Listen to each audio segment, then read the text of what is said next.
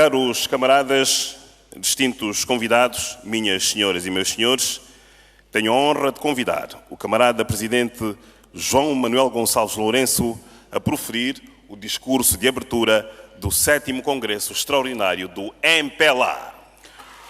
Vamos aplaudir o líder! Vamos agitar os chapéus, assobios, CCB agita, agita, agita, agita, agita, agita, agita, agita, agita, agita, agita. Quem não tem chapéu tem cascol, quem não tem cascol tem barriga, mexe a cabeça. Vamos agitar, olha o líder, o carinho, a lealdade. Vamos agitar CCB, assobios, barulho, assobio. Agita, agita, agita, agita, agita, agita, agita, agita. Agitação da juventude, das nossas mamães da alma. Olha o barulho do ambo, do quando cubango, benguela, Namibe, Malange, agitem, agitem, agitem, agitem, agitem, agitem, agitem, agitem, agitem, agita, agita, agita, agita, agita, agita, agita, agita, agita, agita, faça um barulho!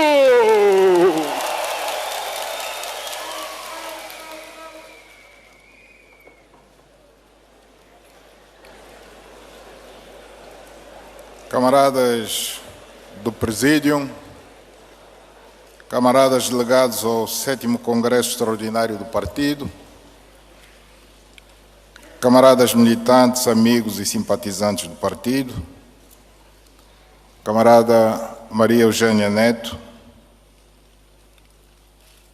estimados membros do Corpo Diplomático acreditado em Angola, estimados líderes dos partidos políticos com assento parlamentar, estimados convidados, povo angolano. Depois do que acabou de dizer a Lembinha, não sei se ainda tenho discurso. Ela já disse tudo.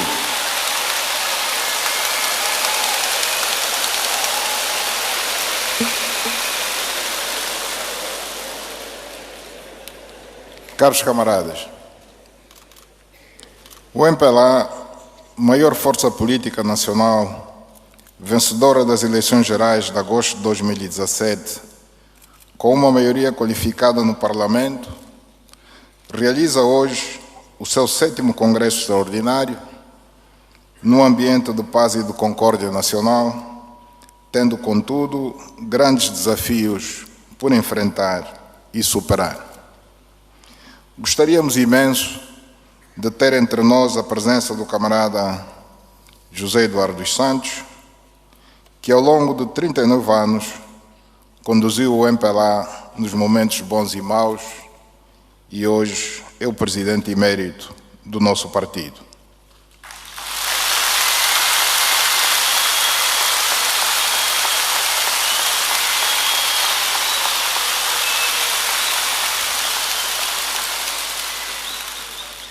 Muito se falou e especulou sobre a real necessidade da realização deste Congresso, cujo objetivo principal é, sobretudo, o de alargar a composição do Comitê Central, de forma a torná-lo mais consentâneo com a atual conjuntura de moralização da nossa sociedade, de combate à corrupção e à impunidade, de maior abertura democrática, com reais ganhos no que diz respeito à liberdade de imprensa, de pensamento, de expressão e de manifestação. Este processo só pode ter sucesso se a direção do partido for reforçada com camaradas realmente comprometidos com a causa das reformas políticas e econômicas em curso, que visam criar um verdadeiro Estado democrático de direito, baseado no primado da lei, uma sociedade mais justa que dê às angolanas e aos angolanos iguais oportunidades de inserção na sociedade e de sucesso na realização e concretização de seus sonhos. Vencemos as eleições gerais tendo como lema principal a necessidade de melhorar o que está bem, corrigir o que está mal. Palavras muito nobres, bonitas no papel, mas em certa medida difíceis, mas não impossíveis de as tornar realidade.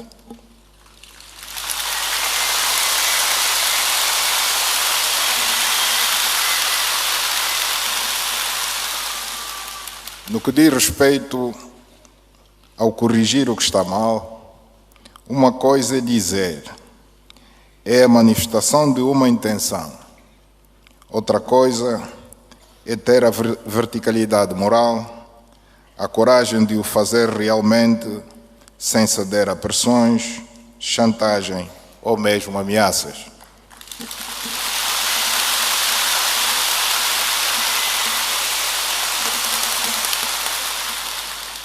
Os eleitores votaram massivamente no MPLA porque acreditaram que somos realmente capazes de começar a construir uma sociedade diferente, onde os que têm a responsabilidade de fazer respeitar a Constituição e a lei sejam os primeiros a cumpri-la, para que com seu exemplo eduquem toda a sociedade na necessidade do respeito pelo bem público, da necessidade de todos prestarem contas da forma como gerem o erário público, que é propriedade de todos os contribuintes. É de dirigentes com este perfil que não esperam encontrar regalias, facilidades e privilégios, que têm a consciência que ser membro do Comitê Central exige mais trabalho, mais responsabilidade, melhor conduta social, que o partido precisa descobrir e de promover. Ao elegermos hoje os 134 camaradas, provenientes das listas de precedência do Congresso Ordinário, da JMPLA, da ONU, das Conferências Provinciais Extraordinárias e da Direção Central do Partido, o MPLA fez o seu melhor no sentido de alcançar, ou pelo menos nos aproximarmos ao máximo, do objetivo traçado quando decidimos realizar o Congresso Extraordinário com este propósito. Realçamos o facto de termos alcançado os 42% para o género e 61% para os jovens com idades até os 45 anos. Congratulamos-nos ainda com o facto de 125 dos 134 candidatos terem formação superior, o que ficou acima das nossas próprias expectativas. Caros camaradas, foi no cumprimento das orientações e diretrizes do partido que o Executivo, desde muito cedo, se preocupou em tomar medidas de combate à corrupção, de combate aos monopólios e à concentração da riqueza nas mãos de poucos, medidas a favor da sã concorrência entre as empresas, de facilitação do visto de turista e da criação do visto especial do investidor estrangeiro. Abrimos o país ao mundo e, como resultado disso, temos hoje acesso mais fácil à emissão dos eurobonds, aos financiamentos do Fundo Monetário Internacional e do Banco Mundial, em condições vantajosas, e que, ao mesmo tempo, passam a imagem de credibilidade da nossa política macroeconômica, das nossas instituições financeiras, do nosso Banco Central, enfim, do nosso país. Como resultado disso, o país começa a ter uma outra perspectiva no que ao investimento privado diz respeito. As conferências internacionais do turismo e do petróleo e gás, recentemente realizadas no país, são bem o indicador do interesse que a economia angolana vem despertando junto dos investidores internacionais. Com o fim do conflito armado, que destruiu grande parte das principais infraestruturas, o país teve necessidade de se endividar bastante para realizar investimento público em estradas e pontes, portos, aeroportos, caminhos de ferro, centrais hidro e termoelétricas e respectivas linhas de transmissão, centrais de captação e tratamento de água e outras necessárias ao desenvolvimento econômico e social. Realizou-se um grande esforço de reconstrução nacional, que obrigou o país a recorrer ao endividamento externo, situado hoje nos 63% da dívida pública, que, por sua vez, representa hoje 84% do Produto Interno Bruto Nacional. A dívida pública, e particularmente a dívida externa, atingiram estes níveis tão altos comparado ao que realmente se investiu nas infraestruturas, porque ela serviu também para financiar o enriquecimento ilícito de uma elite restrita, muito bem selecionada, na base do parentesco, do amiguismo e do compadrio, que constituíram conglomerados empresariais com esses dinheiros públicos. Com esta situação de injustiça que precisamos corrigir, por cada dólar que despendemos para realizar o serviço da dívida, o Estado está também a pagar o investimento dito privado na banca, na telefonia móvel, nos mídia, nos diamantes, na joalharia, nas grandes superfícies comerciais, na indústria de materiais de construção e outros que uns poucos fizeram com dinheiros públicos. Não é aceitável e não podemos nos conformar com o facto de se ter chegado ao ponto de colocar empresas públicas, com destaque para a Sonangol e a Sodiam, a financiar também alguns desses negócios privados, como se de instituições de crédito se tratassem. Se conseguirmos inverter esta situação, batalha ainda não ganha, então estes e outros recursos, com estes e outros recursos, vamos combater melhor a pobreza, retirar cada vez mais cidadãos do limiar da pobreza e edificar uma verdadeira classe média com um nível de vida aceitável. Caros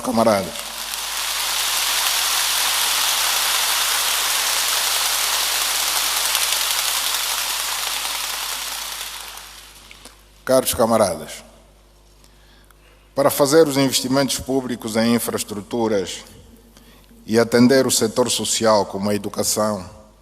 a saúde, a habitação social, a cultura, o desporto e outros,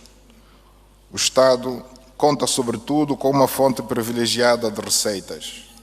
os impostos, pagos regra geral pelas empresas e pelos cidadãos, vulgo contribuintes fiscais. Para não penalizar muito o contribuinte, ao longo dos anos foram sendo experimentados e aplicados um conjunto de diferentes impostos, mas foi sempre preocupação dos governos, não apenas do angolano, encontrar e aplicar um imposto que seja o mais justo, quer para o contribuinte como para o Estado, que arrecada para utilizá-lo para o bem público, no fundo, no interesse do próprio contribuinte. Hoje, no mundo, é opinião quase unânime que o mais justo de todos os impostos é o imposto sobre o valor acrescentado, ou simplesmente IVA, adotado pela quase totalidade dos países de economia de mercado e que Angola se prepara para introduzir em breve, tão logo tem o mínimo de condições de o fazer. Como tudo na vida, o desconhecido inspira sempre dois sentimentos possíveis: curiosidade ou receio. A incidência do IVA será de apenas 14% e não haverá acumulação do IVA com o imposto de consumo, que hoje ronda os 30%. A eventual subida de preços, culpabilizando o IVA, não tem razão e fundamento para acontecer, porque se acontecer, será apenas por mera especulação de comerciantes de má fé,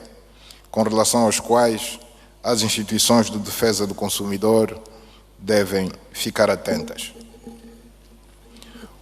Por ser uma novidade na nossa economia, a introdução do IVA será um processo a implementar de forma gradual e faseada, se tivermos em conta que o seu sucesso depende muito da capacidade que as empresas terão, a partir de agora, na organização da sua contabilidade. Uma janela de oportunidade se abre para os estabelecimentos de ensino de contabilidade e a profissão do contabilista passa, assim, a ser mais valorizada na nossa sociedade. Se, por um lado, não existem dúvidas quanto à pertinência da aplicação deste imposto, por outro, deve a equipa econômica do Executivo avaliar o melhor momento para o seu arranque, de preferência ainda este ano, tendo em conta um conjunto de fatores.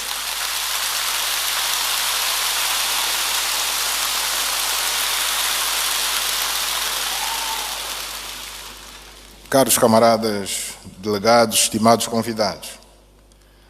realizamos este congresso extraordinário sob o lema MPLA e os novos desafios.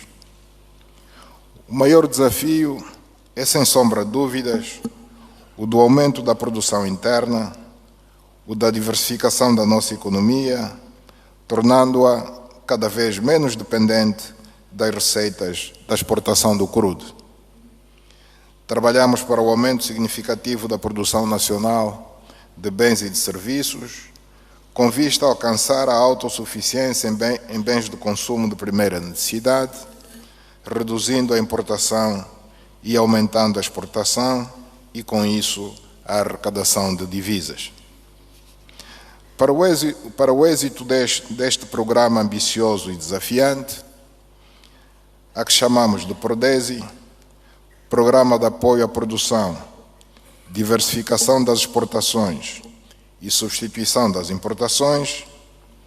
contamos, sobretudo, com o empresariado privado nacional e com os investidores privados estrangeiros para desenvolverem projetos em praticamente todos os ramos da nossa economia, com destaque para a agropecuária, as pescas, o turismo, os transportes, as diferentes indústrias extrativas e de transformação, as energias renováveis e outras. Com isso, estaremos não só a garantir o aumento da oferta de bens de consumo interno, como também os de exportação, como os cereais, a carne, o peixe e o marisco, a fruta, as rochas ornamentais, o diamante, o ouro e outros materiais, como também a garantir o emprego duradouro para os angolanos, para os jovens em particular.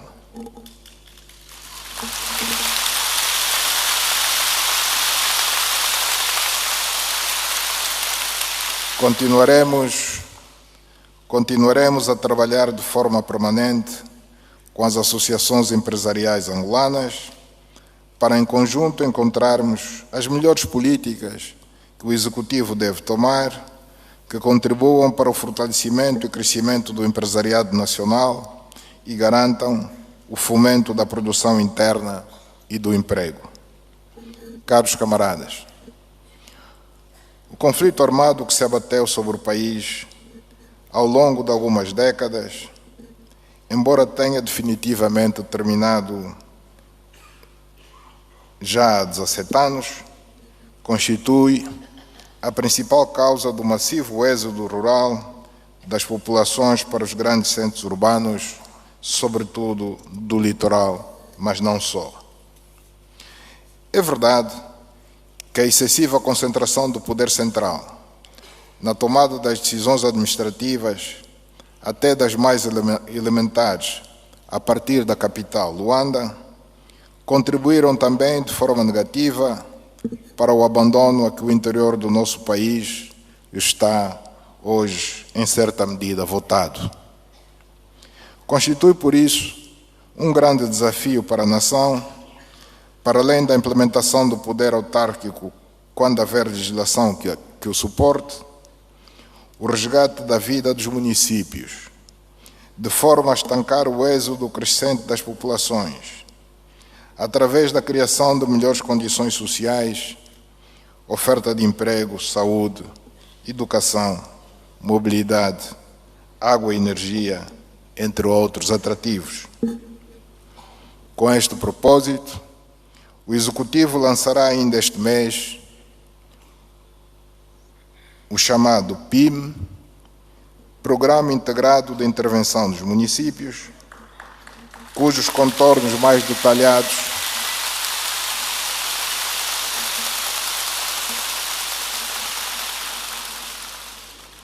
cujos contornos mais detalhados serão conhecidos na devida altura. Caros camaradas, este Congresso, embora extraordinário, passará para a história como aquele que melhor cumpriu com a responsabilidade de garantir pelo menos 40% do género nos órgãos de direção do partido, tendo o mesmo ultrapassado.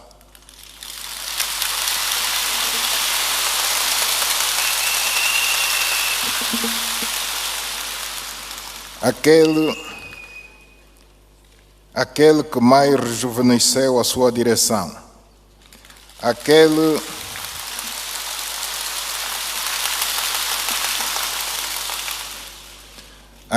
que, em termos de escolaridade, elegeu para o Comitê Central mais membros com formação superior.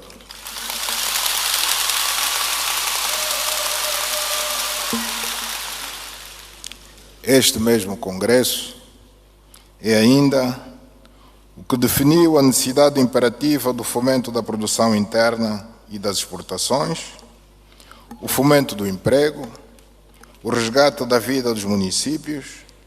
e a ambição de conquistar a esmagadora maioria das câmaras municipais no quadro das eleições autárquicas, como os novos desafios do MPLA deste meio termo de mandato que nos resta até as eleições gerais.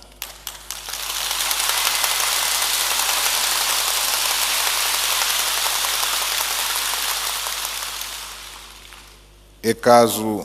para se dizer que este Congresso Extraordinário se constitui numa boa base para a garantia do sucesso do próximo Congresso Ordinário de 2021, sobretudo com a força que a OMA acaba de nos oferecer na estátua da gigante Rainha Ginga. Não pode haver melhor garantia de que o sucesso está assegurado. Com estas palavras,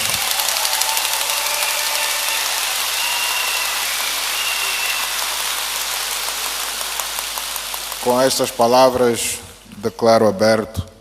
o 7º Congresso Extraordinário do MPLA. Muito obrigado.